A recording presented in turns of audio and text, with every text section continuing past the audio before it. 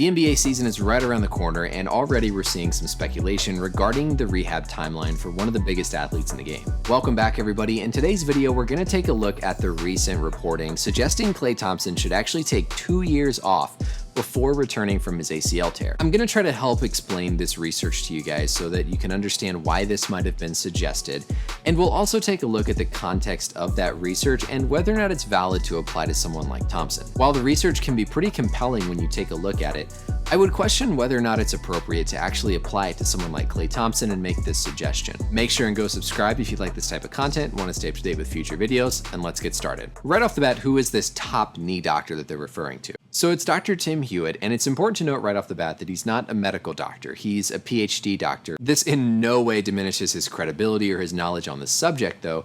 In fact, he's probably one of the leading experts in the field regarding ACL injury prevention and ACL tears in general. The paper Dr. Hewitt is specifically referring to was published a couple of years ago, and I'll link to it below. It's free, you can go click on it, you can read it for yourself. But it essentially suggested, based on previous research, that young active athletes should wait 2 years before returning from an ACL tear. Just real quick, that's point number one we'll come back to later about the applicability of this paper, that it was primarily looking at young individuals under the age of 20. And understandably, this paper is generating a lot of controversy, especially with it being applied to Klay Thompson. You can think of the traditional recovery from an ACL tear as being 1 year. There's certainly earlier accelerated rehab protocols, and there's also some people who take longer. Surgeons often have a general time point in mind, but a lot of times the exact return to play is more a component of how the athlete performs throughout their rehabilitation. The specific risk addressed in this paper with Dr. Hewitt is the risk of having another ACL injury. Now, when someone gets an injury and has surgery, immediately their risk of having another injury, and in particular that same one,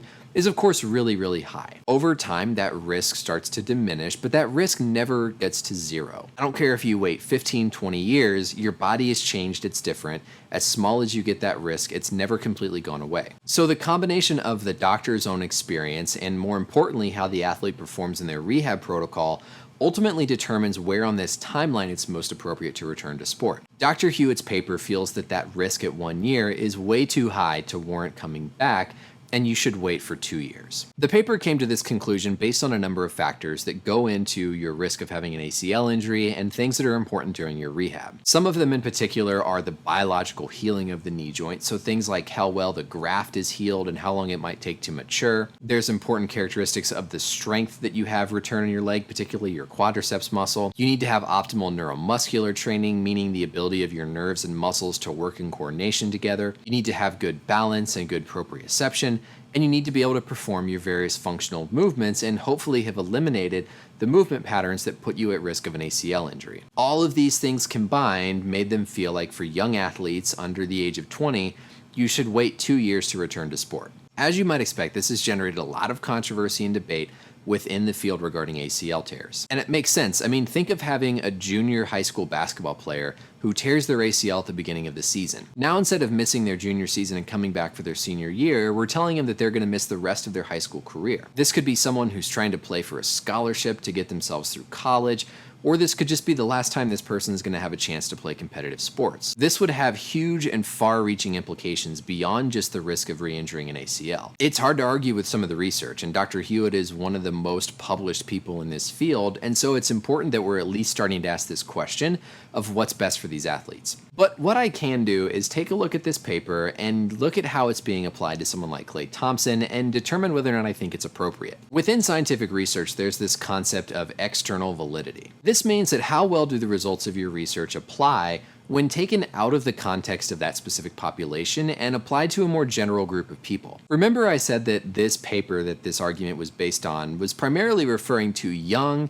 active individuals, particularly people under the age of 20. Klay Thompson is not young, he's not an old athlete, but he certainly is under the age of 20, and so right away there's a difference in age. The second, and probably I think more important thing, is a lot of this research looking at ACL injuries and ACL surgeries aren't done in professional athletes. And so you have a group of people who have a completely different set of resources compared to an NBA athlete like Klay Thompson. We know that the quality of your rehab, the quality of your surgery, your dedication to the prevention programs, your diligence with therapy, all play a role in your risk of re-injury. And so if you're going to compare a high school freshman who has their limited resources to someone like Klay Thompson, who has the full support of an NBA team, you might get where I'm starting to see that this kind of falls apart a bit. If we look at ACL tears in NBA athletes, I think we can get some additional information to apply to this situation. Some data was initially compiled by the ACL Recovery Club looking at the recent history of ACL tears in the NBA. Starting in 2017 and going back 20 years to 1997, around 70 athletes had ACL tears. Of this group, 6 had repeat ACL tears. So right off the bat, this is a lower incidence of repeat ACL tears than we see in the population studies looking at these younger athletes, like referred to in Dr. Hewitt's papers. If we then apply this idea that players should sit out for 2 years, only 2 of those 6 repeat ACL injuries occurred within that 2-year time frame. Some of the examples mentioned in the original article talking about this included Jabari Parker. The duration of time between his ACL tears was around 26 months. Josh Howard, who had nearly 33 months between his ACL tears. But then the 2 that were within 1 year were Michael Redd and Raul Lopez, both around the 1-year mark. So if we look at those nearly 70 athletes in the NBA since 1997 to 2017, only 2 of them had a repeat ACL tear within a 2-year window after coming back from their initial injury. The bottom line is, in my opinion, I don't think it's appropriate to suggest that an NBA athlete like Klay Thompson should sit out for a full 2 years after an ACL tear. I think Klay Thompson's return to professional basketball should be dependent on how he progresses through his rehab. If he's able to hit all of his rehab milestones, if he heals faster than we might expect, I don't think there's a reason that we should say, well, sorry, you need to sit out another year because of your risk of re-injury. Certainly, we should communicate the risks to a player whenever they're in this situation, but I don't think it's necessarily reasonable to apply this data to someone like Klay Thompson in the NBA. What I think is probably more important to think about is the risk of other injuries in the kinetic chain, aside from just a repeat ACL injury. Things like what we saw happen with DeMarcus Cousins, where you have one injury and then you come back and it leads to another injury. I encourage you guys to go read this article and think for yourself about this whole question. With all the financial implications, all of the years behind us that we already have doing things like this, it's really hard for me to imagine that this would ever take hold where NBA players are going to be sitting out for 2 years after an ACL injury. If we look enough, we might see a bunch of injuries where we're saying that kids should sit out for multiple years, and then we're going to have a whole other set of questions to address. I hope this was educational for you guys and you learned something about this whole question of whether or not Klay Thompson should sit out for 2 years. Let me know any questions, comments you have below. Thanks as always for watching, and we'll see you in the next one.